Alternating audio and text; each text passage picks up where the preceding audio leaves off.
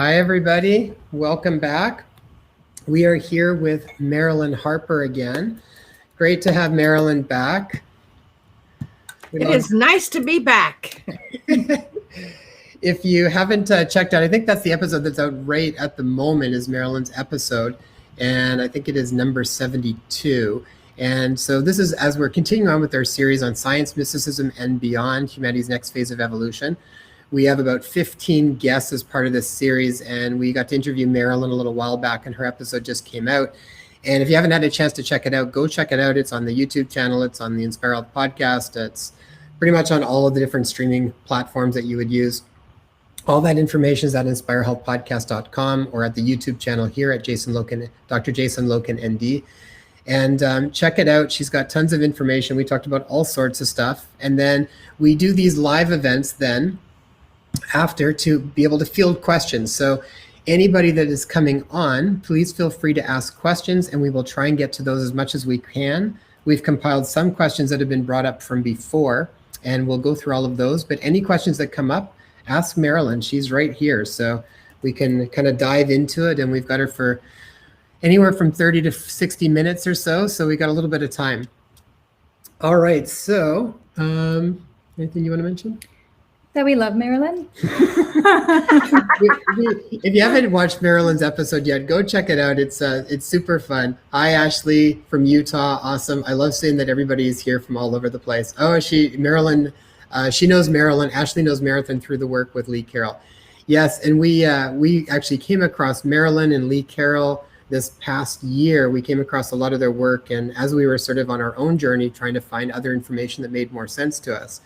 And we happened to come across all of them. And the other person that works with them too is Dr. Todd Ovalkaitis. And we just did an interview with him about half hour we finished prior to meeting up with Marilyn here. So such a wonderful, wonderful Circle. group, Marilyn. Mm-hmm. You guys have found a really amazing family, it feels like. And the work that you guys all do together, I think is just amazing. So Thank you.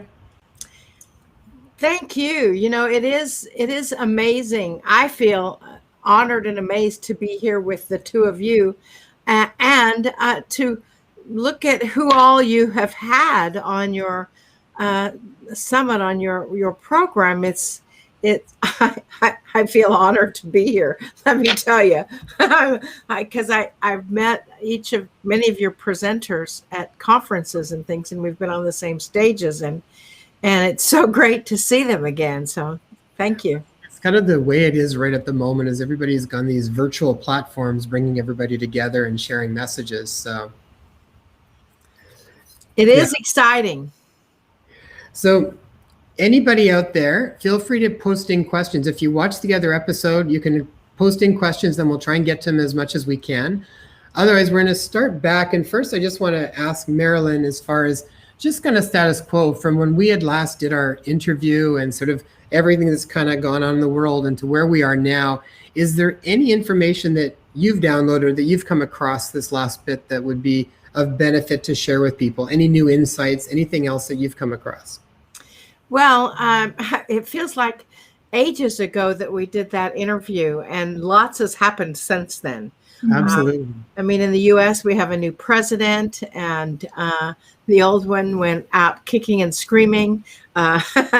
We have, much to our surprise, we're still all working in the COVID energy and doing everything online. And according to Adironda, we had a broadcast that is actually free to anyone who wants to watch it. It was recorded on 1/1 of 2021, and I believe it is on our website, adironda.com. And Adironda's message was for this year, this is about change. Duh. And it's like, well, there's no surprise there, but it adds up to a 5. 2021 adds up to a 5 in numerology, which is change. And according, Adironda always takes the shape of the number into account, which always provides a little interesting insight. And they said that this year is really about the people on the planet heightening their sensitivities to their own intuition as we are acknowledging fifth dimensional living.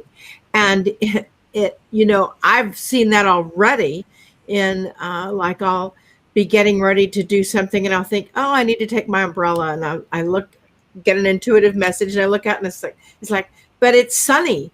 I mean, there's not a rain cloud in the sky. And then I think, okay, I'll take my umbrella. And sure enough, an hour or two later, when I get back in the car, it's raining. And so, those kinds of intuitive hits are getting more and more strong for people. Our sensitivities are growing. Our sensualities are growing. Now, sensuality, so many times in the people think of that as a male female sensuality, but it's really just becoming more sensitive. It's really acknowledging that sense of touch, whether people are physically touching you or whether they're etherically touching you. All of that is being enhanced in this year. Plus the 5, as you look at the 5, and the shape of the 5 is universal. It's got a rolly bottom on it, so there's no foundation, and it's kind of rolling around trying to find its balance, but it's also looking forward into the future, and that is seeing that energy and focusing on not necessarily always what is right here in front of us to keep us balanced, but on what the spiritual impact is. It's a powerful year of change. And by 2022, woohoo, I can't wait for 2022, because 2022, it's got a big old long foundation. It's got, it's strong energy there. So. Oh, interesting. That's really interesting about the 5 and around, even with the rolly bottom, and sort of, it's almost like when we were talking to Sasha Stone a while back, and one thing that he was mentioning was kind of around this idea that we need to start to be okay with not knowing everything exactly, and the insecurities, and actually finding some kind of place of comfort with not knowing, with uncertainty, this type of thing. And as we were talking about it, almost like the idea that, where do you start to find to be okay when you feel like the rug's been kind of pulled up from underneath you and you don't quite have your footing a little bit? Yes. And that's exactly what they say that this year is all about, is finding our footing, finding that foundation. And looks like we find it in next year, but this year we may be rolling around a little bit. Yeah. It's funny. It just keeps kind of changing. I mean, I think everybody was like, oh gosh, I can't wait for 2020 to kind of move on and see what's next. And now it's 2021. It's like, maybe a little bit more. Okay, let's skip this year and move on to the next one. Yeah, we do a double-digit broadcast every month based on the master numbers of the month. It's all a channeled message. And so that's, I listen to those messages with Adironda, and it's pretty fascinating what they're saying about this year. And they're asking people, do not panic. It's going to be okay. This is the time to really internalize and really go into self-discovery and connect with you even more than last year. Last year we were kind of forced into that suddenly, so we may have pushed against it. This year it's time to embrace it and really enhance your sensitivities to the energy and enhance your innate abilities. Well, it's a good question for when you were talking about intuition, and this is where we're supposed to kind of get more in tune with our intuition.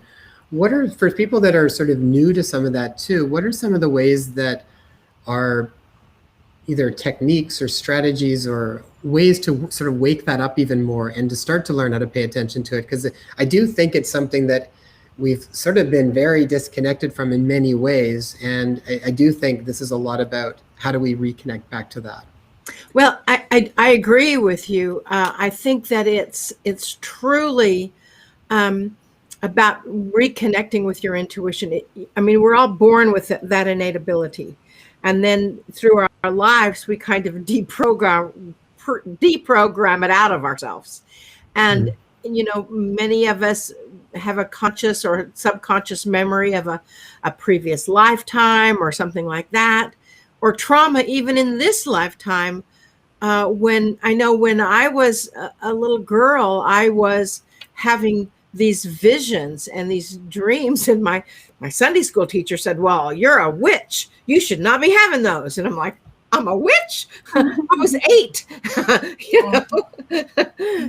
And so now we're realizing that's all a part of the energy that we have innately. I mean, even Master Yeshua, Jesus says, "Whatever I can do, you can do greater than."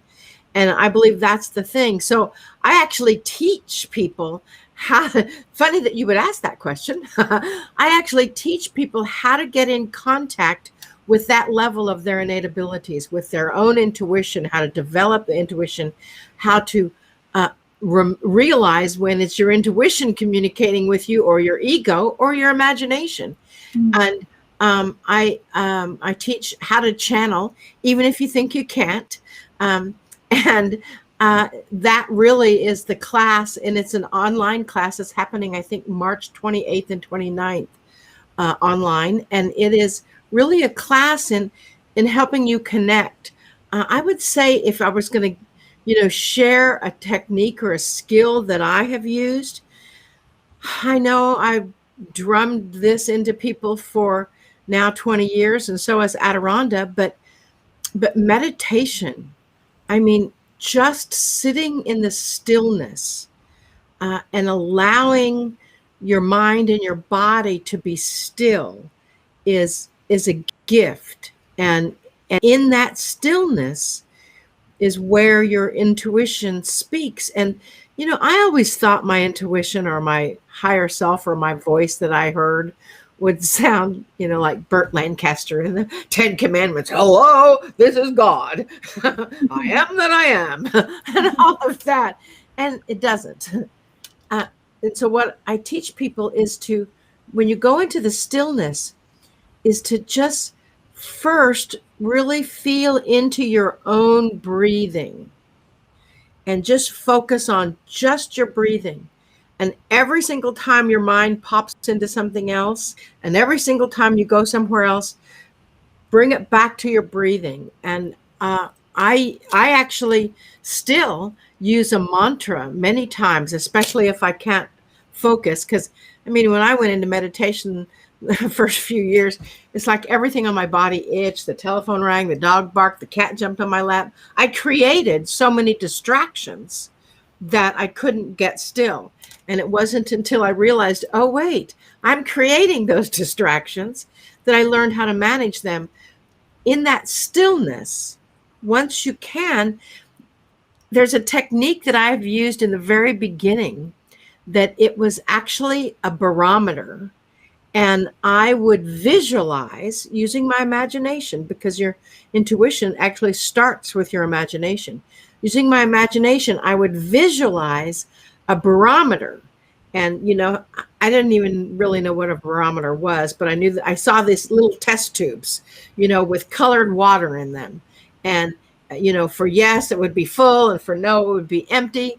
And I would start intuitively seeing those barometers and visualizing them with the questions that I would ask. I also installed, intention is everything, and holographic healing is really based on visualized intention. And intention, I installed etherically, this sounds weird, a tuning fork into my body with my own intention that vibrated with yes. Mm-hmm. And it still does. And it's like, how would I, people ask me now when I teach the Channelers Academy, well, how do you install a tuning fork? And I'm like, how do you not? It all works with intention. And that way, because I didn't, when I started down this path, I think we talked about that a little bit last time. I didn't believe anything. I didn't understand it. I didn't know what it was. I hadn't read any books. And so I asked for logical signs that my logical brain could understand. my logical brain could feel a vibration across my shoulders when I intuitively asked a question and the answer was yes. Does that make sense? Yeah. So that's a technique.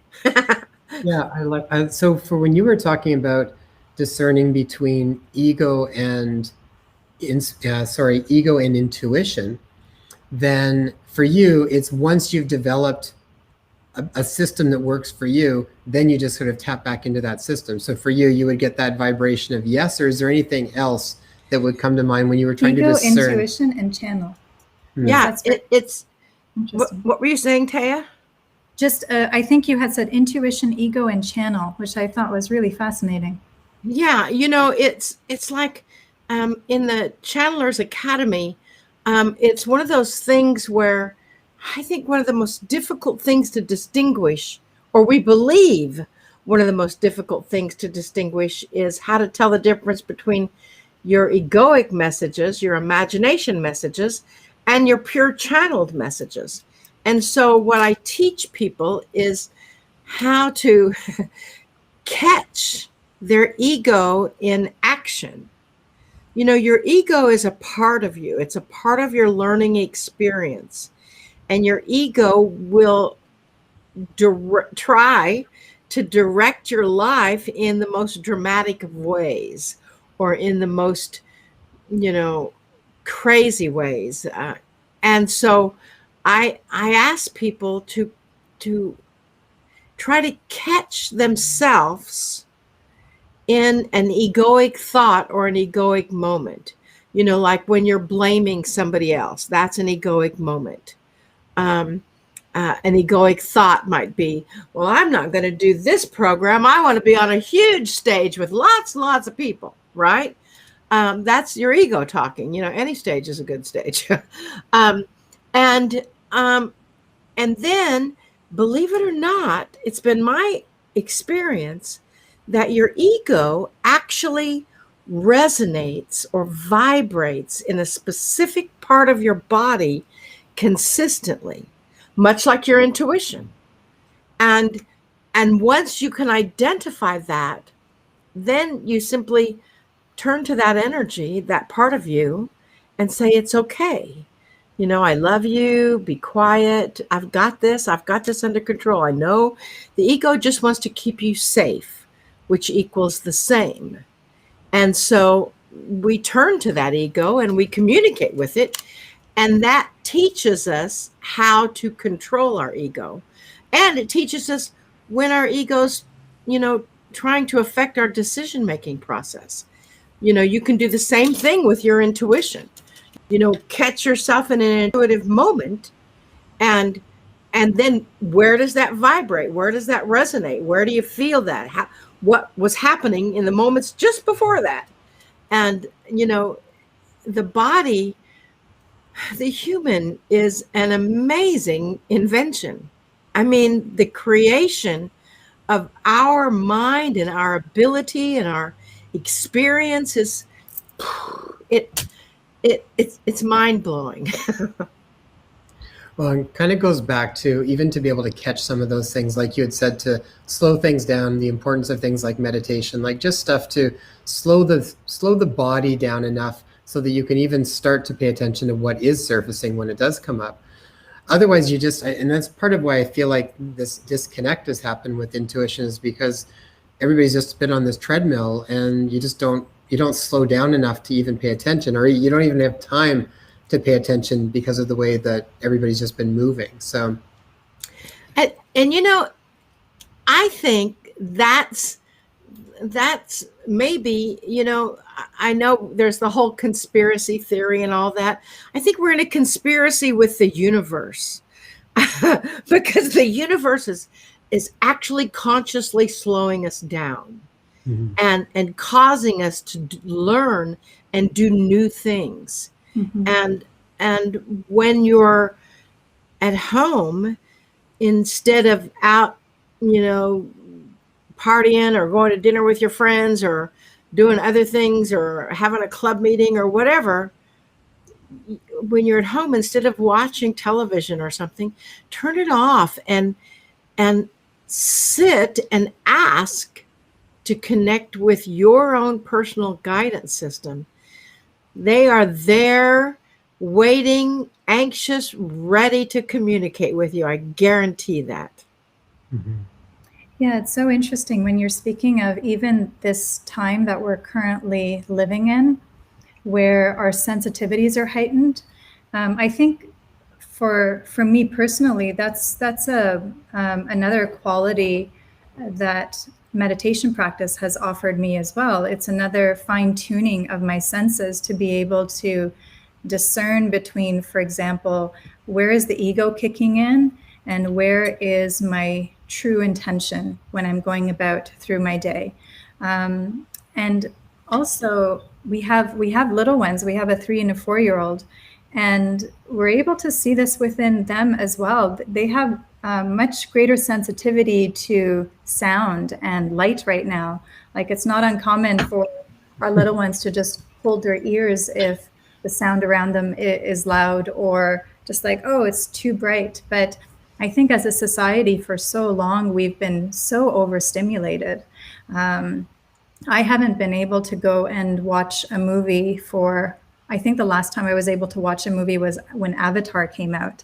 And I just love the movie so much. But even then, the sound is so loud. The vibration when you're sitting at a movie theater is so loud. The visuals, the lighting, the flashing of the lights. I personally find it intense, and it's overwhelming for me. But I think as a society in general, things have just been amping up and up and up. And you're right. I feel like this time specifically, where the universe is offering us this gift of just like halting everything, putting a stop, so that we can go and slow things down a bit.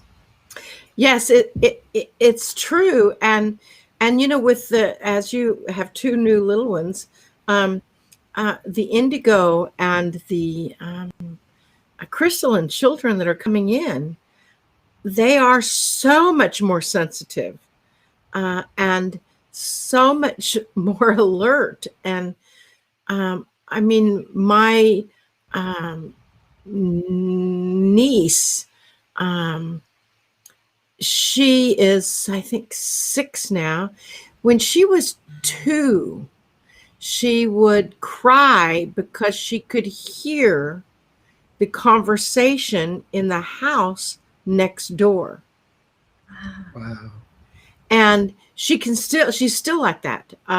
She could hear, like, if there was a spider crawling, it would horrify her because she'd hear this scratching sound. Wow. And I mean, and it may have been 30 feet away, and they, their house is not full of spiders and bugs or anything, but that's a natural thing. They live in, Kansas. It just happens. And the heightened sensitive. I have a client who is so sensitive. He's, like 17, 18. He can hear the thoughts. He won't go to the grocery store. He won't go to large crowds because he hears the thoughts of everybody coming in. Can you imagine? Oh, I wouldn't even want to. I mean, in the past, we may have asked for those kinds of gifts, but when they come in, it can be a bit more intense than we expect it to be. Mm-hmm. Yeah, that seems to be the pattern. I think most of the time it's like you like the idea of certain things until it's there, and then it might be a little bit overwhelming until it gets really dialed in. So we had a couple of things that people telling you they love you.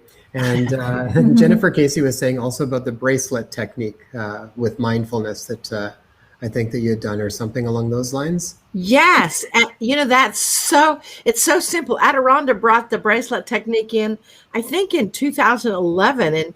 And we actually started selling them because it was such a simple thing and yet so powerful.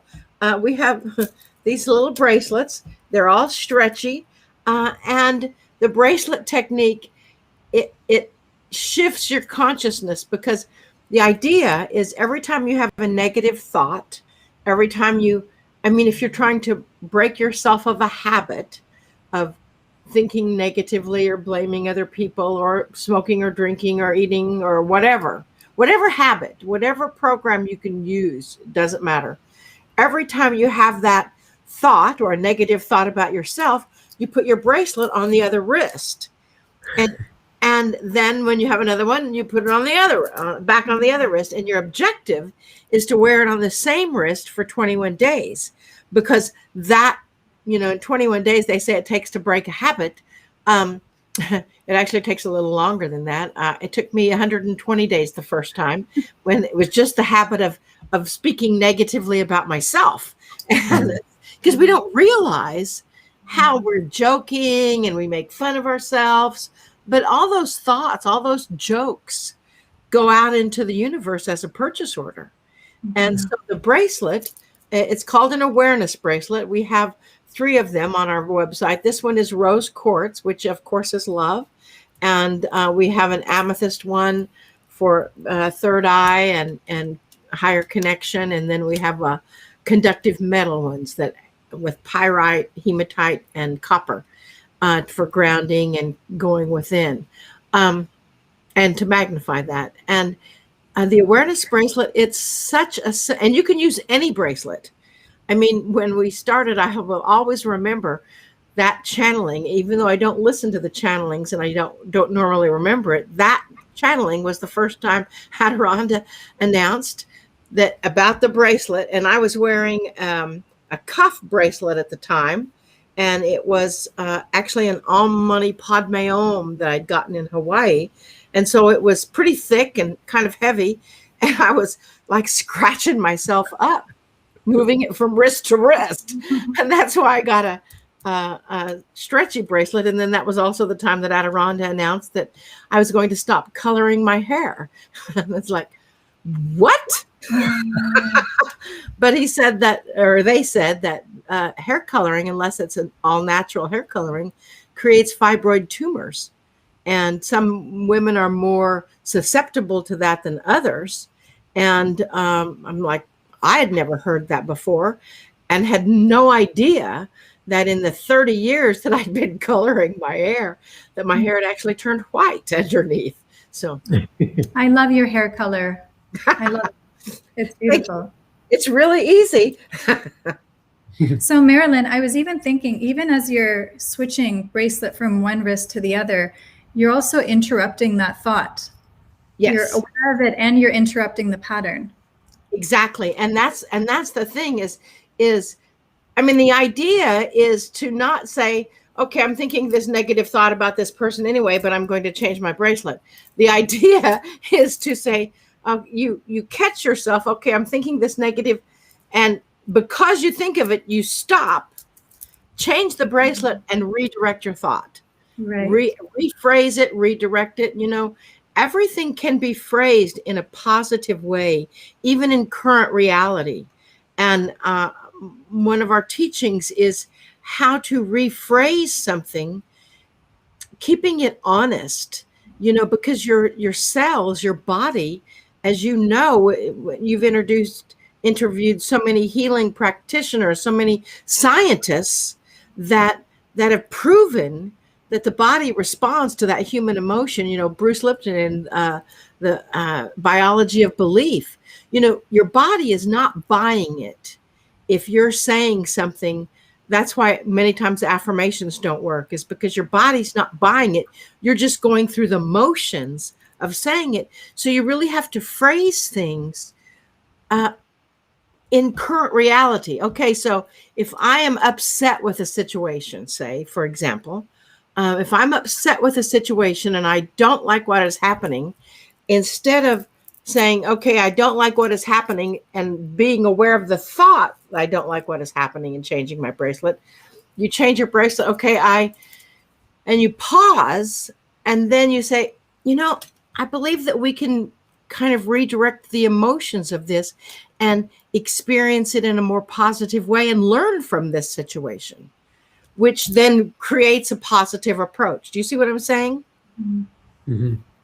Yeah, I think that it's I like little techniques like that, because so much of what we do is operate from this subconscious of thoughts and feelings that we're not really paying attention to, and just the way the brain's kind of set up. But when you do stuff like that, you're bringing awareness to unconscious and you're making it conscious. And as soon as you start to make it conscious, now you're in the field where you can start to actually change things. Because you can't really do that from the unconscious so easily. Exactly. You might be able to access it with things like hypnotherapy and these types of things, but it's like from a practical day-to-day basis, you need something that brings awareness to these unconscious patterns that we tend to move through. So I like things like that. And I remember doing some stuff like that with like T. Harv Eker back with like Millionaire Mind stuff and Peak Potentials. And they would have some different things along those types of lines too, just to kind of bring the unconscious to the conscious awareness. And that's where we can start to create change. It's fascinating. I went to one of T. Harv Eker's Millionaire Mind intensives in, I don't know, 15 years ago. Yeah, we probably were at the same one. Maybe. But I was shocked that he was teaching this stuff and it was so metaphysical, but it was not. You know, we are rewiring our own brains. We are rewiring our own systems right now. And I think that's what 2021 is about that rewiring. I think that with that, I mean, I'm pretty simple. A lot of people will explain techniques and all this stuff, and I'm like over my head. It's like, what's the bottom line here? and show me something my logical brain can understand.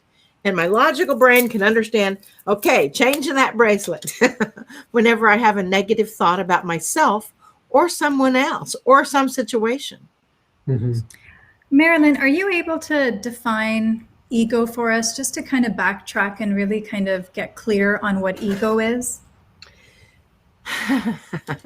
You know, there's all kinds of definitions for ego. The one that I like the best, I actually wrote in my journal the other day, interestingly enough. The ego is our teacher. The ego helps us understand where we are, tries to bring us back to where we have been. And when we learn to control that, it's easier to move forward to where we're going. But the ego will teach us that element of control. And, you know, for years I questioned, why do we even have an ego? Now, there are some that say the ego is your mind. Some call that your monkey mind. I don't, because I like monkeys, and I think your ego is something that is an innate part of yourself that is a subconscious or below conscious element that we as humans get to learn to honor it and control it. The ego, some say, is that part of yourself that says, don't go into that dark alley. It keeps you safe. The ego says, you know, look both ways before you cross the street. Again, it keeps you safe. However, the ego will always do anything to keep you the same, because the only thing the ego can base its information on is what has happened in the past. Well, we have a non-linear mind. We as humans can imagine and visualize and move into other realms with just our mind and intention. The ego can only go into the past. Well, this is what happened the last time you did that, so obviously it's going to happen now, which is an untruth. So that's where it becomes our teacher. And that's why I believe we have to have a healthy respect. I mean, some of the people that bring the most trauma to you are your best teachers, right? Mhm. And the ego is the same way. The ego will always try to stir things up. The ego will always try to make any drama seem a lot bigger than it is. The ego will always try to bring you into the spotlight only to then tell you that you're not good enough to be there. Because that's the old program, because that's what it's based upon, is that past. The ego will help you learn discernment and learn those, as Vishen Lakhiani puts it, those rules, those BS rules. Yeah. I call it your belief system rules. Yeah, good. Yeah, because it really, the ego wants to keep you safe, which to the ego equals exactly the same. And we as spiritual beings, we want the world. We want to be able to teleport. We want to be able to, with our intention, manifest or create or accept, that's a better term, a wonderful, beautiful life, a sweetheart, or whatever you want to bring into your life. And whenever you resonate or vibrate at that level, that starts coming to you. Your ego will say you can't do that. And so that's where you as get to learn that that's your teacher. Okay, so you say I can't do that. I say I can. So it's okay. Thanks. Keep me safe from going into that dark alley. That's okay. That can be your job. But now be quiet. I've got this one. And that's what we teach in the Channelers Academy, is how to do that. And it's a powerful thing to be able to control. I'm sure there's a much more succinct way to define the ego, but that was a long definition for a very simple question. That was useful. Oh, no, I think that's good. I mean, I don't think the ego is a super easy thing to totally talk about, and it is described in lots of different ways. And it's also often been described as like a problem that we're trying to get rid of. And I think generally nothing that we have is completely a problem that we're trying to get rid of. It's like that's part of the problem, is thinking like that. It was like, gosh, I'm just trying to think of the wording around this, but it was really profound too, and it kind of ties me into thinking about how to even hold the concept of the ego. But there was something where it was talking about, it was talking about light and dark, and it was like, be the light so that it sort of shines the way for others, so that they can come out of the darkness or whatever. And then one of the guests to our show, Huna Flash, who's a Lemurian light shaman, he had commented on that, and he said, it almost wells me up when I think about it, but he just says, hold them in the dark until the light comes. Mm-hmm. And I think about that with the ego a little bit. I think of a lot of times the ego naturally gets scared with change and uncertainty. I think of it a lot of times like my little kid that's really just trying to figure out how to stay safe. And so to me, it's almost like when you can try to come back to that lovingness for the ego, and to me, I'll usually picture it as if it is me as a little kid, or I'll picture like my daughter being little, that's easier for me to kind of connect to that feeling of. And then it's almost like in safety, I find the ego relaxes a little bit, and it makes it a little bit easier to then explore, which I feel like we're all wanting to expand and explore, but in the process of doing that, we get closed down because of the inherent fears that arise with that uncertainty brings, and the ego is trying to pull us back. But when you can create that grounds of safety, that then it loosens it a little bit, and then it allows you to kind of stretch into that expansion a little bit more that I think we're all really wanting to experience.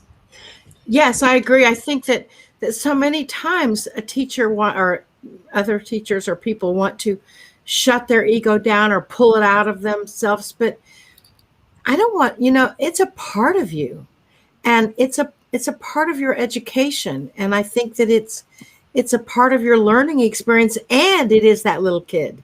It is that little kid that wants its own way, maybe, and that's okay, because that's how you learn. That's how you learn to connect with that. Mm-hmm. I think of, it makes me think of our two little ones, because it's so interesting watching them and seeing them develop as they go through the various stages.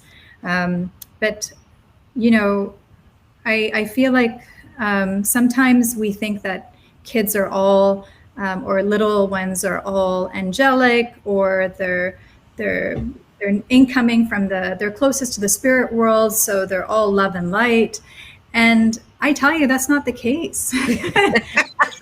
They play it all out. They play out different roles. They wear different hats. They're mean, cruel, ruthless. They're also incredibly loving and generous and kind. And I feel like all they're doing is literally trying on this costume, taking it off, trying on that costume, taking this role and seeing how that fits, taking the other role, see how that helps them to respond more readily to life. And I feel like with those costume changes that we continue to do throughout our lives, you know, we start to develop this sense of I, or me, or mine. And I don't think that's a bad thing. I think those are the costumes we've had to wear at different times because it worked at that particular time. So it's really interesting. As you were talking about ego, I just thought of, you know, different costume changes.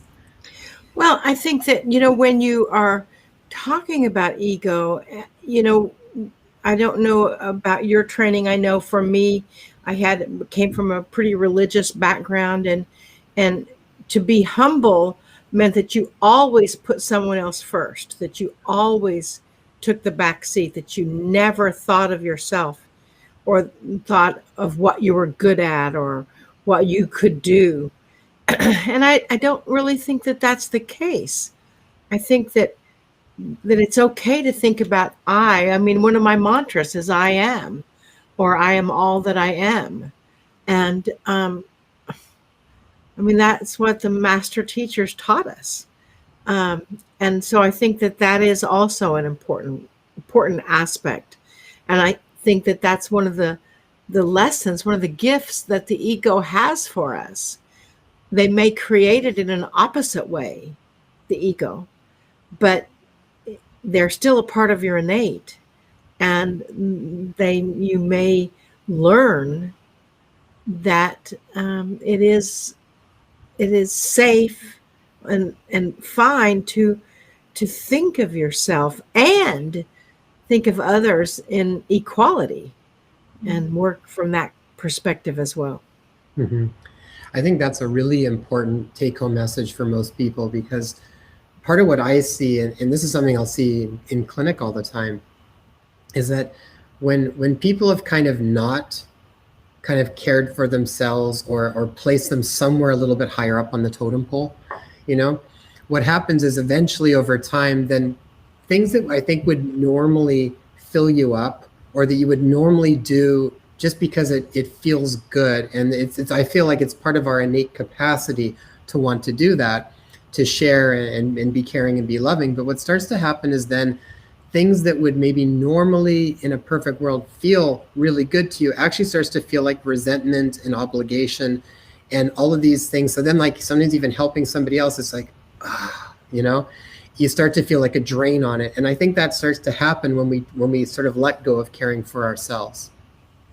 Exactly, which is, you know, why so many teachers, philosophers are teaching us now how to care for ourselves, and what a strong impact that has on our physical well-being. Mm-hmm. And, you know, Dr. Joe Dispenza has built a whole, you know, his career on that internal message that body talk, as you say, you know, shares how you feel about your own personal self. And you know that the bottom line to most every challenge is feeling or the program that we bought into at one point in not being enough or not being good enough.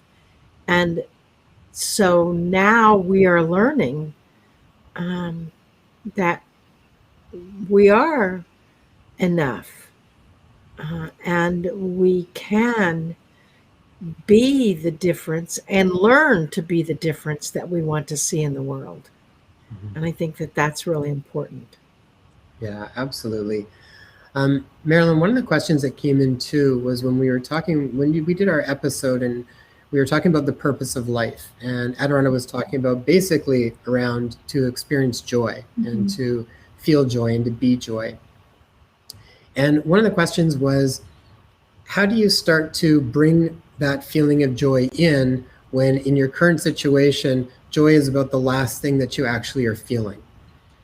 What's the process of starting to get back to that?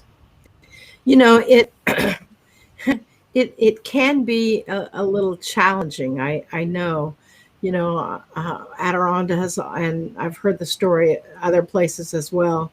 When you're standing in a big pile of poo, how do you possibly see your way out or get out of that big pile? And you just get to know that there's a pony somewhere at the bottom of that pile.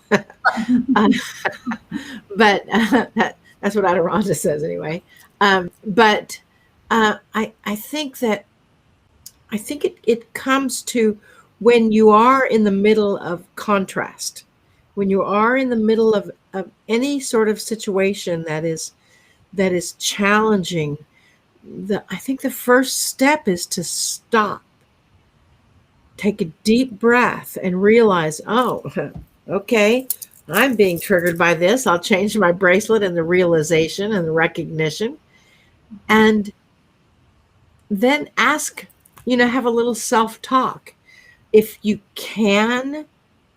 in a situation, actually physically move from that situation so you can kind of go inside. If you can't, then do so later on. But ask yourself, what's the real issue? I mean, the issue is never the issue. And when you start looking for the patterns in things, then the issues surface. I was working with someone else that was having energetically, we were doing a holographic healing session, and they had no hormones. And it's like, how does a person not have hormones? But when we kept saying, so what else happened on a 7-year pattern or whatever, when was the last time you felt this way? And they began to see a pattern that went all the way back to, when a family member passed away, and they forced themselves to shut their emotions down, which in turn shut their hormones down. And so with that, again, that when you're in the middle of that, it might be difficult to say, instead of escalating a situation, to say, okay, I'm going to take a deep breath and I'm going to I physically step back, because I when I do this, I change the energy. And I ask, okay, so what's the real issue? When was the last time I felt this way? When was the time before that? When was the time before that? And keep going back probably until before you were 7, because that's where the patterns lie. That's where the foundation was laid down for those situations. And once you hit upon it, once you land there, and you can think, oh, I get it. Then you can heal it. Then you can release it. And, if you need help, we can help. But it is something that we, as intuitive, highly sensitive human beings, we have the control over our innate. And it is expanding in this year. Our awareness of that innate is expanding in this year, that sensitivity. And I believe that is really where we're headed, that we have so much energetic connection to our bodies in the past, our emotional, physical, mental, and spiritual body. In the past, we may have sort of felt like we were out of balance where that is concerned, that we needed to do something differently. But whatever situation arises, you created that. You were a part of the creation. And I know I've heard Adironda say, sometimes a pickle's just a pickle. Sometimes things just happen, you don't have to go into absolutely everything, but at the same time, you were a part of the creation of this experience. So unless you can learn from it and move forward, it will continue to happen until you finally get it. And once you get it, you don't need to have that experience any longer. Mm-hmm. That's really fascinating. Marilyn, I had gone to Vipassana meditation sitting, so 10-day silent meditation courses for a few years. And one time when I went in, I had just gotten out of a relationship, and it was a challenging time for me. And I basically went to retreat and recluse to digest all the emotions that were coming up for me. And the power of meditation, the power of silence, and these Vipassana retreats are typically, or centers are typically within areas where there's lots of forest and nature. So even spending time in nature amongst trees and daily walks, it's so powerful. At the end of that retreat, I remember on the 10th day when we were given our phones back, I made a call to the guy that I was dating at the time, and I think I needed to check in to see so I can have some sort of closure. And I did make that call, and I realized after hanging up that it was done, it was over.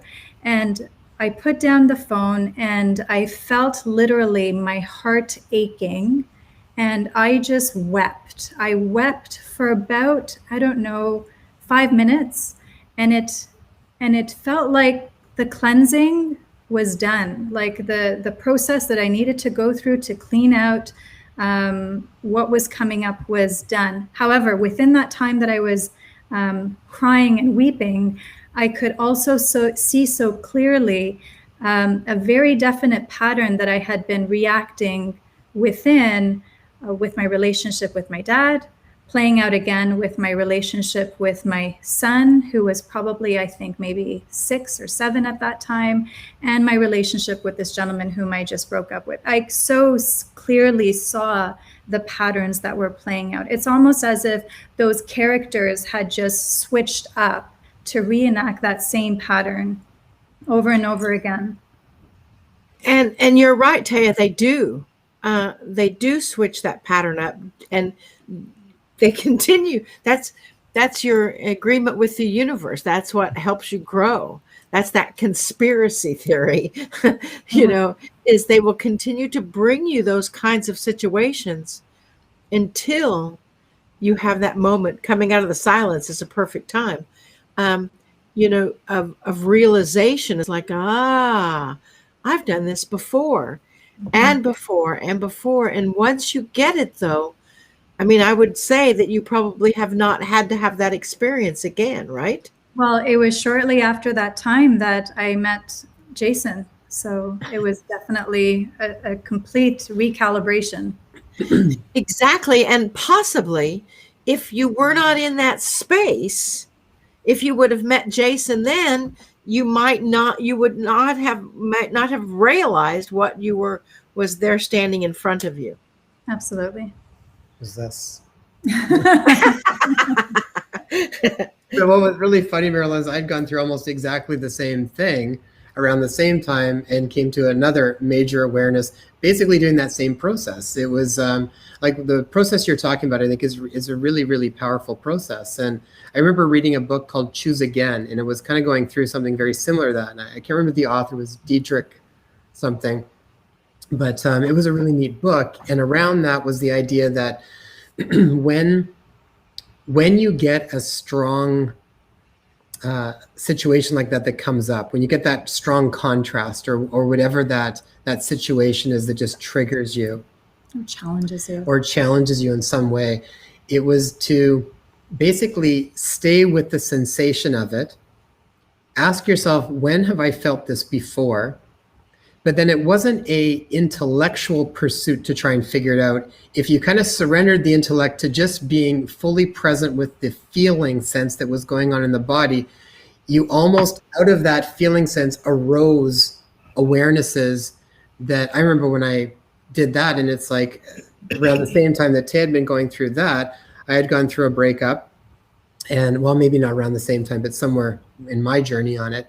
And I got catapulted back to when I was probably about 6 years old and having a conversation with my dad at the time, who was in tears because he just didn't know what to do that he could do to actually make my mom feel really happy. Mm-hmm. And it was this feeling of like, oh my gosh, I'm going through this same pattern. And it was around of not being enough, again, at the very beginning in a relationship. And once that was able to kind of, it was just the awareness of it. The awareness of it alone opened up so many aspects of clearing it and healing it. And it was shortly after that. Then there was some other stuff that I think I needed to kind of clear out. But that was the part that really brought it up. And it wasn't really looking for it other than being open to asking yourself, when have I experienced something like this before? And just let it surface. And it, like you said, most of these things eventually pop in between birth and 7 years old. That's when most of the programming, because we're in that theta brainwave state where it just goes in with no filters, whatever we experience. Right. And with that, you know, the good thing is that has an effect on your physical body, that has an effect on all levels of who you are. And so the good thing is once you do get it, you don't have to do it again. You don't have to go there. It's like, woohoo, you get the reward. Well, another thing that's a really good exercise to do kind of in that line is I would often have patients do a timeline of where their main physical injuries were or physical problems that have developed, and then do a second timeline of when did they have any major life changes, mental, emotional stresses. And I mean, so often you will see a bump anywhere between, 6 months time to when the physical injury really started to show up, and you will see them overlap like that. Mm-hmm. So often. So, sometimes when we have these physical, now being aware of a lot of this stuff, whenever we get anything that comes up, I'm always kind of asking again, like, what else am I working through? What am I not processing? Because so often there is stuff, and it's good to just question these things, I find. Yes. And it's one of those things like, when am I ever going to be free of this? But the timeline, I've done the timeline as well.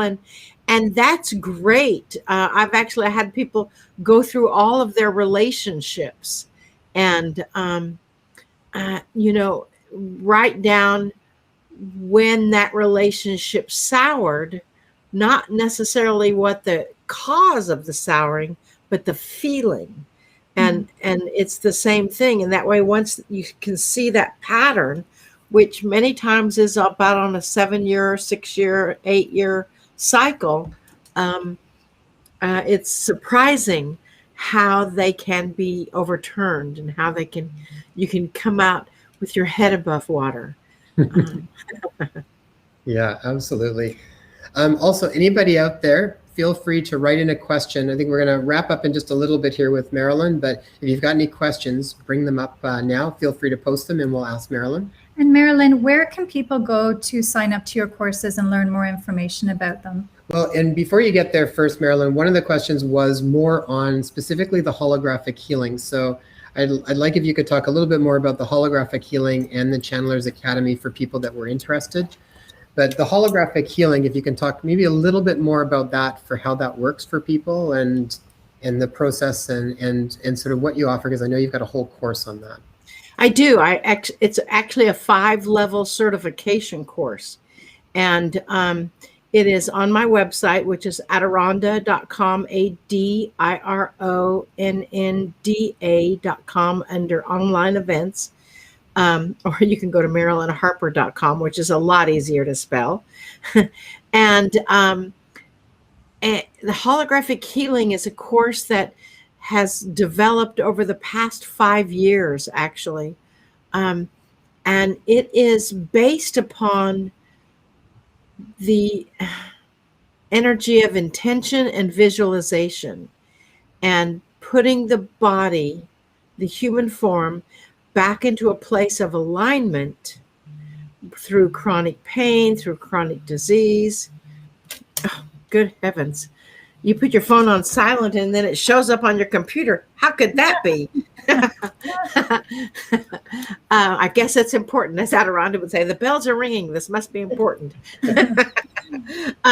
But it is, it teaches people how to visibly, remotely view or sense inside of the human form and see or sense, depending on how you get your information, what is actually out of alignment, and then how to put it back into a form of alignment. And it works amazingly. It just, I get excited. We had the person that I mentioned that had a hormonal challenge. I mean, the doctor said, you have no hormones. Well, when we looked at her pituitary gland, it was actually tipped. And it was turned, and the little, I'm not a doctor and I don't play one on TV, but so I'm not a scientist either. So I just see what I see. But the pathway where the hormones came through into the hypothalamus, which then take it into the rest of the body, that was crimped. So we just uncrimped it. We just opened that up, and she went back and found when she was at some point fell out of a tree and probably damaged it or bumped it hard enough that it actually crimped that energy.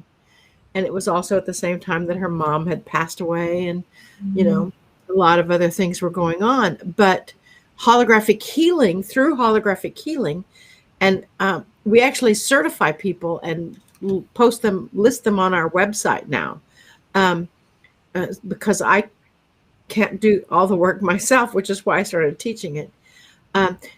This year, we're actually starting something brand new with holographic healing, and that's we have a live online practice session every month where we bring in a couple of people and we all practice with them, and people can see the process and even experience some of the energy and in realignment. And we've just had a couple this year, but already, but the results have been phenomenal. One person had a shoulder injury and she couldn't lift either arm. She had numbness all the way through her, down to her fingers, and within, I think, 40 minutes of the session, she had no pain. And her pain was so excruciating. She wasn't sleeping. She had no pain. She had no injury. And it came back a little bit. So we did another little session, and it has stayed gone completely. And that's what we do and that's what we teach in holographic healing. I mean, I am amazed by it. Because it actually started, I think I talked about this earlier, when I saw Lee Carroll. And in 2002, when he introduced me to the messages of the water, I thought, well, if water responds to human emotion, the body can too. And so that's where we began, and I developed that process. I'm not sure how, I could send people a link to it on my website. And I actually would like to give away a program. Be Yeah, wonderful. that's wonderful. Is that okay if I give away a program? That would be great. Absolutely. I'm not sure if I can do this, but I've never done anything like it before. But let me see if I can copy a link. And if the link doesn't quite work, let me see. This was something like at the very last minute. Can I go into the chat? Sure, give it a try. And if you're not I able think to, I think you should be able to do that. Yeah, it says type a message. I think we should be able to do that. And then we'll also take that link and post it underneath this video as well. I'm saying hi there. Thank you for choosing Restream. Send a message. Is that where I would do it? In the live chat room on the right side of your screen. I think Right. you can Go to the of bottom. the chat, and then where it'll have a little R, and then it'll say type a message.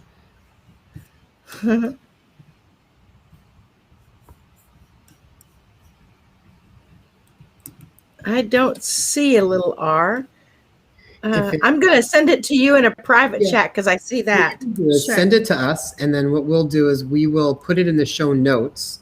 So then people just go to the show notes. Oh, we see it here. Oh, Okay, hang on. we'll post it now. Yeah, it's a 21-day program that is actually the foundation that showed me that I could teach people how to look inside of their body. There you go. So That's for people that wonderful. are on there right now, you can click that link. And Yeah. And that post- will send you someplace and we'll send you, it's a 21-day meditation program. And and we go into, all different organs of the body and look around and balance them out. And that was the foundation for holographic healing. I mean, it was a program that Adironda nudged me very strongly to do. And I thought, I can't do this. And I thought, well, I can meditate. I can talk people through it. And that's when, because people were having amazing results. And we actually started with looking into our own spine.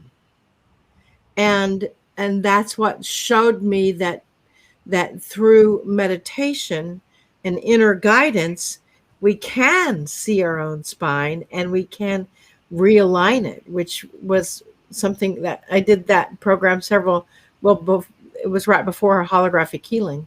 It was the foundation for it. So I wanted to give that to all of your listeners. Wonderful. Oh, that's Thank awesome. you. I put that on there, and to click that for the 21-day free meditation program. Thank I love you. it. I really do like the holographic healing kind of work. I mean, we had done some work similar, probably in its own way different. I'm going to actually check out your program too, because I really like all of that stuff. And like you said, so much of it is the imagination. I mean, just stretching your imagination. I mean, when I became an osteopath, it was like so much of the work, it's all hands-on work in so many ways. And so even when you're talking about the pituitary gland being like torsioned or torqued or whatever, it's like those things absolutely happen. And in osteopathy, you're working with your hands like outside of here, but working on things like deep inside here. We might call them like an endocranial spasm of some sort or something. And you're not physically putting my hands deep inside there doing it. So there's an aspect of working with subtle sensations, subtle sensations in different tissues, and a lot of intention around what you're doing and visualization. And so and you start to eventually see that you don't even have to even put your hands there. So much of it ties into the intention and the visualization. And when we did some work with the Silva method, it was again going into our laboratory where we would pull up holograms of ourselves or of other people, and you start to go through and look. And I think it's it's also really fun. It's fun to also know that you can access to me, it's just another way of accessing that innate healing capacity that we all have. And so they're really, really, really powerful tools to be able to incorporate for our own self-healing journey. Isn't that the truth? And we live in such exciting times. I mean, here, this is an energetic healing program. And I have several medical doctors, alternative doctors, I would say. The universe says chiropractors are alternative. I think they're regular doctors. But several people, I've got several chiropractors, I've got several medical doctors that are incorporating this now into their practice, which it's so wonderful to see. Several naturopaths, that as we are incorporating these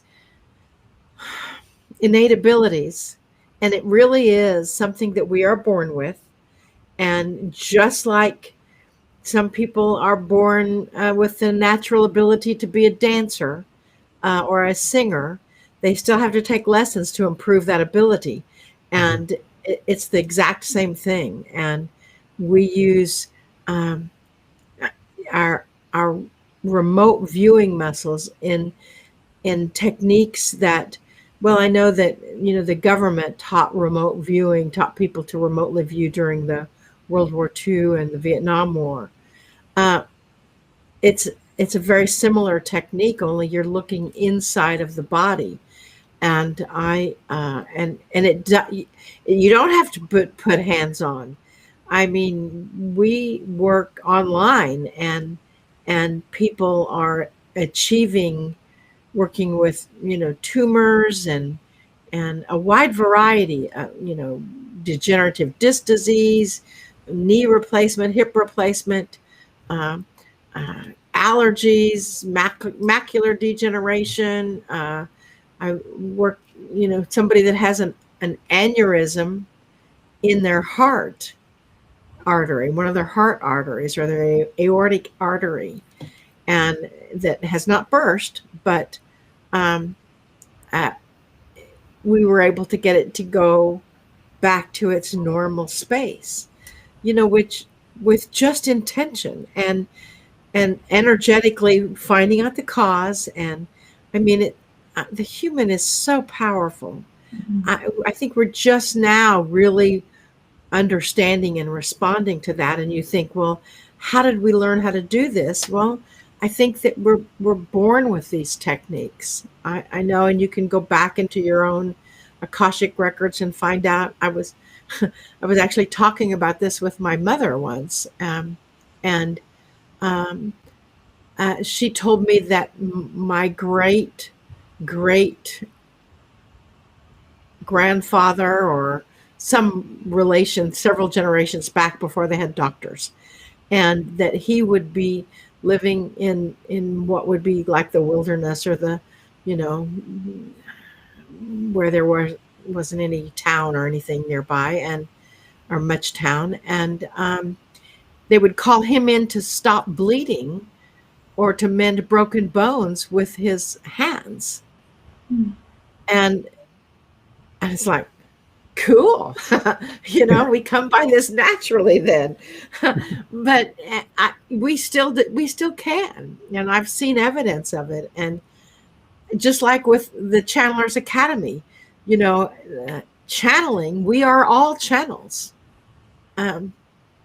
There are skills that you can use to practice that can build your healing muscles or your channeling muscles, or maybe they're the same muscle, and work in that capacity. And I'm so honored and excited that somehow I get to help people learn this. And I'm not a scientist. I tell people, read other people's books to get the science behind what we're doing. because there is science is now proving this, which is probably why when I started doing it in the 90s, I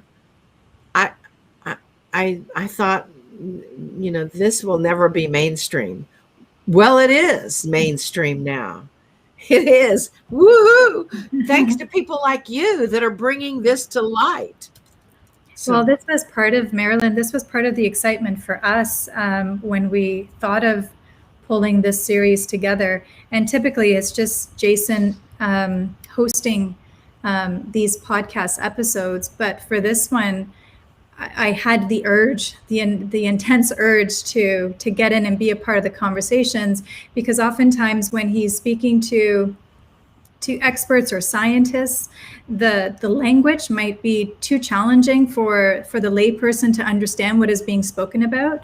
But for example, when we spoke to Dr. Todd earlier today, I said, you know what, I'm going to ask him some really basic questions to make sure that our audience who's out there, when he's talking about really challenging, quantum physics, the different the biology within our body, or the pineal gland, the pineal tones, I want to just get some basics laid down so that everyone can understand this information. And even the topic that we chose for science, mysticism, and beyond, and bringing in all these different people from different areas, it's been fascinating because, Dr. Todd is the MD, and he can talk about the science part of it, and you're a channeler, and you receive information from a world beyond, and you can speak to that side of it.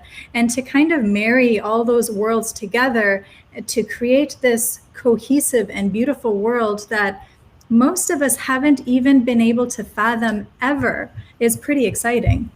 It is. I'm getting chills as you're talking, Taya.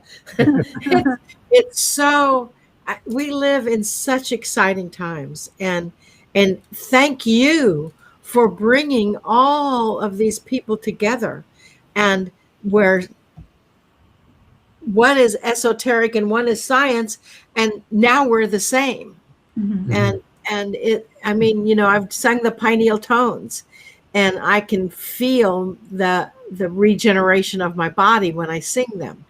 I've been in those groups, and I've been with Dr. Todd, I've been with Bruce Lipton, I've been with Greg Braden, and all of the teachers are acknowledging that same energy, that same possibility that our minds are, which is why our ego is not our mind.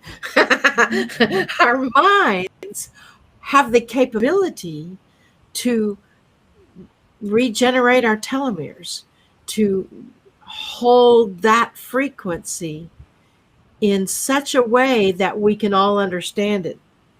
I have always considered myself a bridge between the woo-woo world, as I call it, and the regular world, because I have to be able to understand it in my own brain. I have to be able to see conscious proof that what's happening is a fact, that you were diagnosed with scoliosis, and we energetically straightened out your spine, and now you had another x-ray and the spine is in perfect alignment.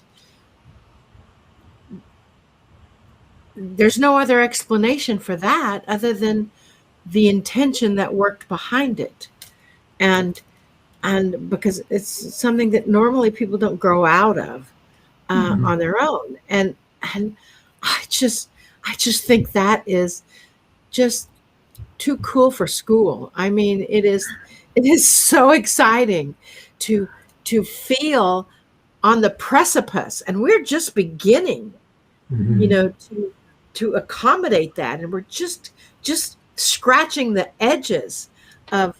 I mean, that's how it is with holographic healing. That's how it is with the Channelers Academy, or everything that we teach is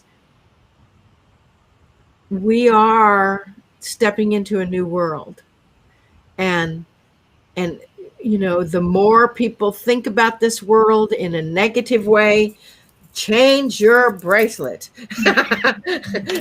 because that's part of the problem. And the more we think about this world in a positive way and think all of the ways that we can be of service and move beyond the victim stage and move beyond even the channeling stage and go into the beingness stage, it excites me. Can you tell? Yeah, I think everybody that's paying attention to these programs, I think they're all in the same wavelength. And I think Rebecca Fletcher said, yes, you are a bright light in my life. Thank you. So we You too, Marilyn. Marilyn, where can people go learn the most about all of the stuff that you're mentioning? So the holographic healing, the Chandler's Academy. I think you already said it, but let's put it on there one more time, and then we'll make sure we've got the links in the show notes. They are also let me see if I can put the link to our website in the I can't seem to get it into the regular chat. Via chat, then I'll copy and paste it there. The other thing is all of Marilyn's links. If you didn't hear her first episode, her episode is out right now, and you can go check that. I think it's episode 72. It's the one that's currently out on YouTube. It's on inspirehealthpodcast.com. Go check it out, but all of her links are in the show notes there as well. I think the main one you use is adironda.com and then marilynharper.com. Right. And if they're interested in holographic healing, the link is, there's 5 levels. And so I can't put one link in there because it's got level 1, 2, 3, 4. And then the certification level is level 5. And there's a different link for each one. Somewhere there's a link for the bundle. And this month, believe it or not, we're offering a special price if you get the bundle, or a special price if you buy just one level. We're giving you $200 off. God, I hope that that's still in force. If it's not, I'll tell our team and say, put that special up again. We'll look for those, Marilyn, and we'll have those under the show notes as well. Okay, thank you so much. My pleasure. Wonderful. Marilyn, always such a joy to talk Always to you. a delight. We love you tons. Love you too. Thank you, Marilyn. We will see you. Thank you. Thanks everybody too for joining in. And next episode coming up next week is going to be with Jason Shurka. Episode. Yeah. And we've also got, if you haven't paid attention before, we actually are also doing some roundtable discussions with many of the panelists. So, and Marilyn will be back for that as well. So we're going to do one coming up. I think it's on the 15th, and it's going to be with Marilyn, Jason Shurka, Huna Flash, Magenta Pixie, and Dr. Christiane Northrup. So it'll be a really fun group. So we'll put information out for that too, but stay tuned. And then when that comes out, post your questions either for the group or for individuals so that we can start to accumulate them. All right, everybody. Thank you so much. Stay tuned. Thank you.